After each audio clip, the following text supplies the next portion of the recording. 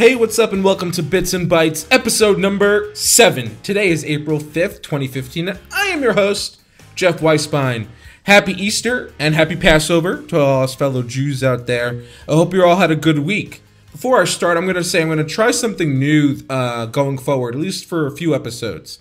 What I'm going to try is, I'm going to try to upload this podcast, Bits and Bytes, to my YouTube channel, and just, share it there a little bit as well. You can find my YouTube channel at youtube.com/besttechie. So if you're listening on YouTube right now, welcome to Bits and Bytes, a mostly tech podcast. I'll put the link down below where you can actually find older episodes of Bits and Bytes, and you can catch up if you want. Otherwise, feel free to subscribe on iTunes or check the Best Techie website for uploads. We publish typically every Sunday when I can get to it. For the last Sunday, I didn't get a chance to do it, but this Sunday, obviously, I'm here.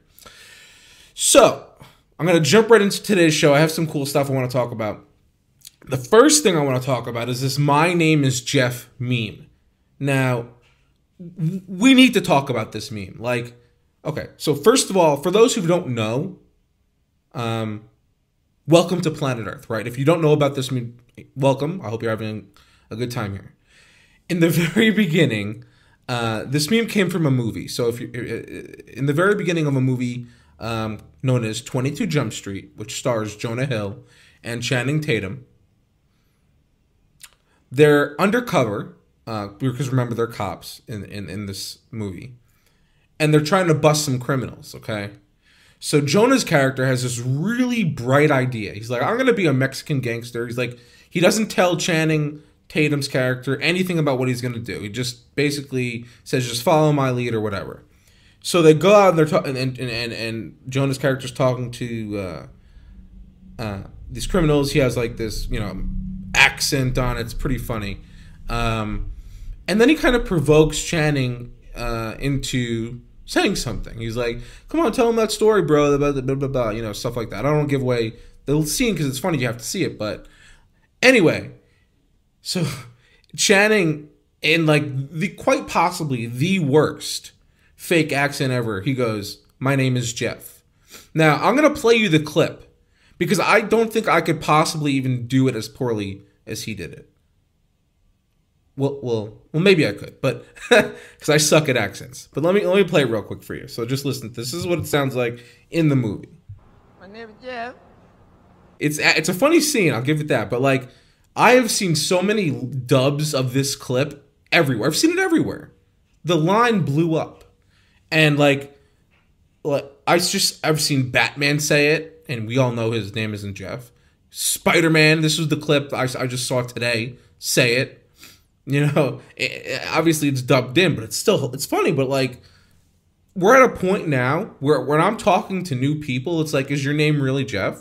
And I'm like, yeah, would you like to see my ID or driver's license? It's crazy. So it's like every time, and I hang out in IRC chat rooms a lot, and they a lot of the times they share memes and things like that. And one of the networks I'm on is related to Reddit, and I just can't escape it. It's terrible. Every time I pop in, my name is Jeff, every single time. So thanks, Channing Tatum. Thanks a lot. But anyway, moving on. Let's talk a little bit tech. And obviously on the top of my mind right now is the Apple Watch. 5 days until Apple Watch pre-orders. 5 days. The pre-orders start at 12:01 a.m. Pacific time. That's 3:01 a.m. Eastern Standard Time. If you live somewhere else, go do your own time conversion.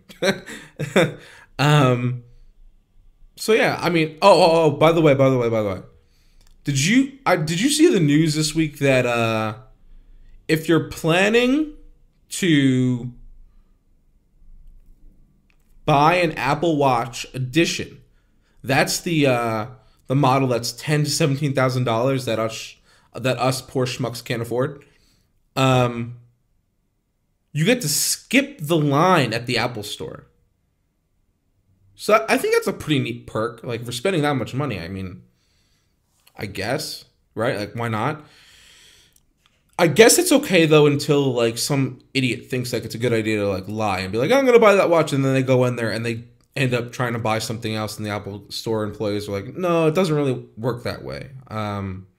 We'll see how if that happens or not. I don't know. I'd imagine someone trying it.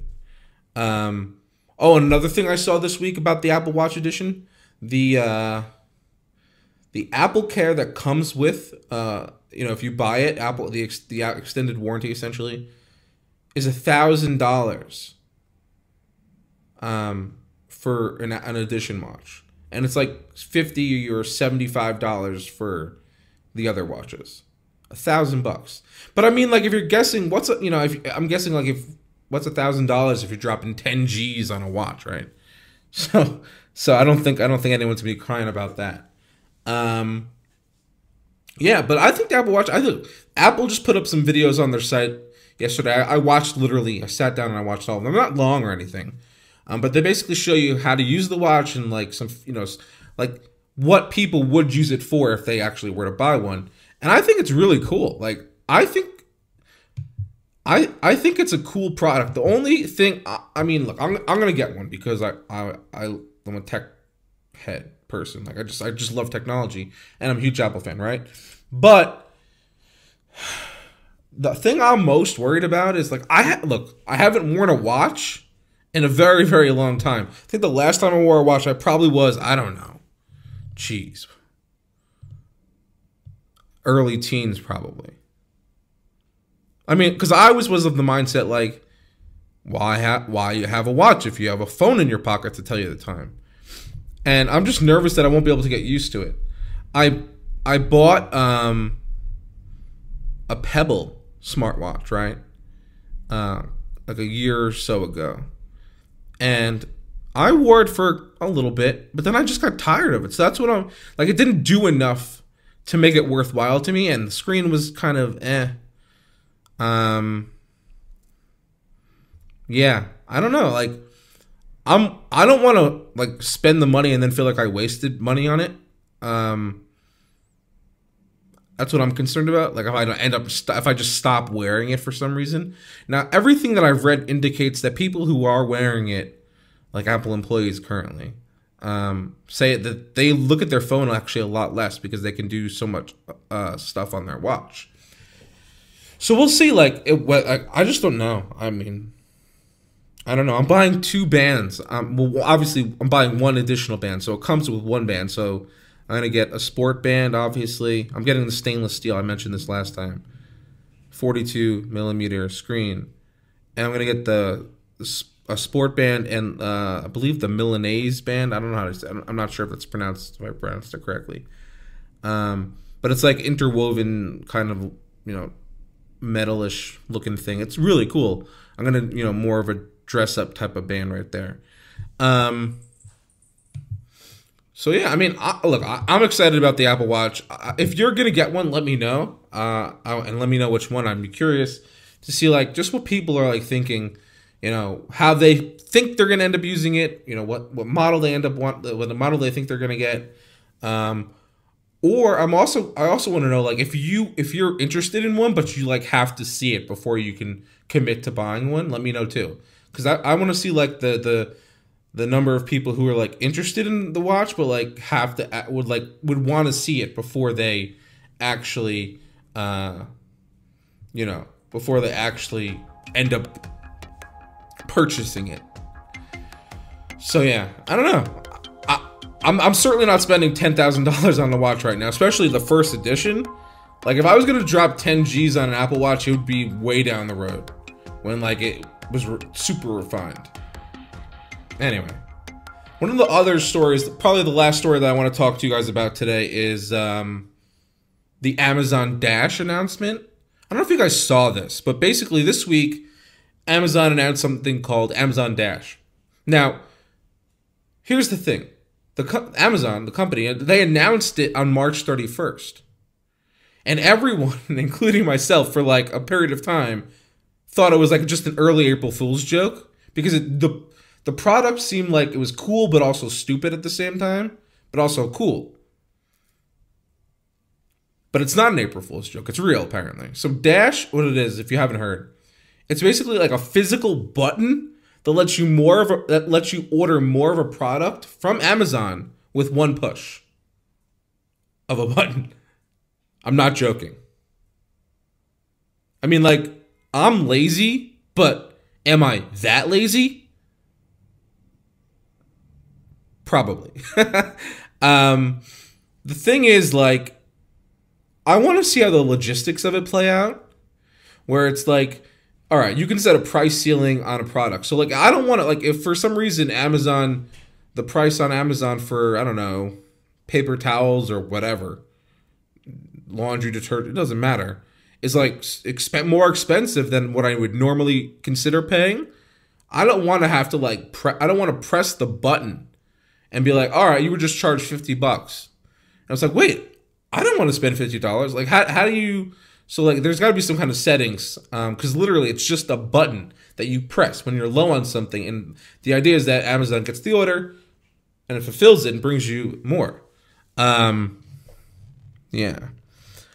Also, the other thing I'm not sure about with regard to the Dash is I'm not sure how I feel about having all these branded buttons sitting around my house and, you know, cluttering up things just so I can order more stuff easily or more easily. I mean, I feel like what I already do is pretty easy. Sure, pressing a button is obviously like the extreme of easy. Like it's like that Staples. It's like the Staples commercials, right? Where you have the easy button. I don't know. Man, I like simple, clean lines. I like minimal stuff. You know, the last thing I feel like I think that I would want is some big fat button just plopped onto my dishwasher or laundry machine. I don't know. Maybe it's not as bad in person. Maybe it's thinner. Maybe, you know, I don't know. I haven't seen one, but it's definitely something you have to consider. Like, if you're gonna put these buttons all over your house, you know, you don't want it to look like, you know, crappy. You don't want it to look cluttered or messy or anything. So, I mean, I just don't know, like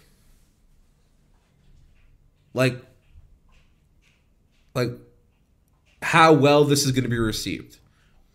And I mean, I think the idea is like, it's cool, right? Like, in theory, it sounds like it's like a brilliant idea.